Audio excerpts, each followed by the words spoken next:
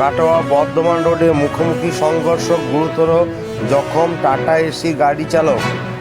শনিবার দুপুর 2:30 নাগাদ কাটোয়া বর্ধমান রোডের কালীতলা এলাকায় একটি যাত্রীবাহী বাস ও একটি টাটা এসির পণ্যবাহী গাড়ির মধ্যে মুখোমুখি সংঘর্ষের ঘটনা ঘটে।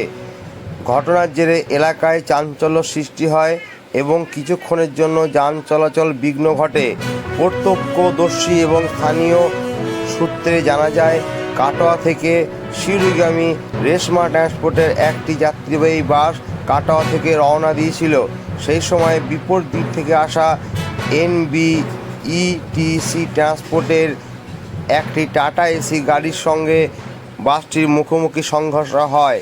প্রাথমিকভাবে অনুমান করা হচ্ছে, টাটা এসির গাড়ি চালক সম্ভবত ঘুমিয়ে পড়ায় গাড়িটি নিয়ন্ত্রণ হারিয়ে বাসের সামনে চলে আসে। তবে দুর্ঘটনার প্রকৃত কারণ জানতে পুলিশ তদন্ত শুরু করেছে। তদন্ত শেষ না হলে দুর্ঘটনার সঠিক কারণ সম্পর্কে নিশ্চিতভাবে কিছু বলা সম্ভব নয়। বিশ্বদর্পণ নিউজ, কাটোয়া।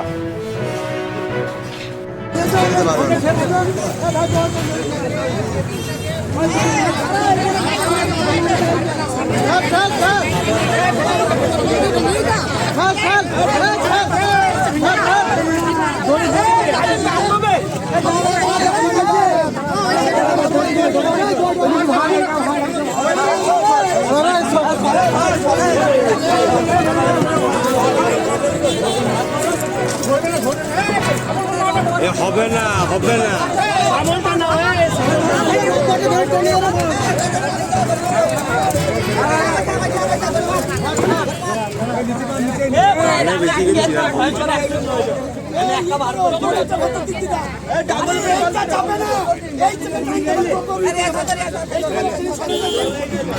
তোমার জব কোথায় আছে ভাই? ছোট্ট জব।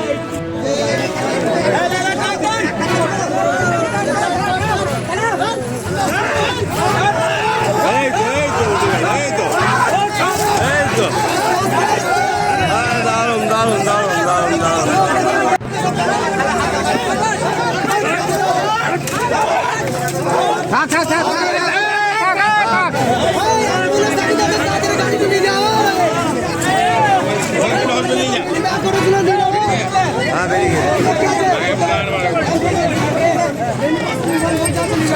গেটটা বন্ধ করে দেন।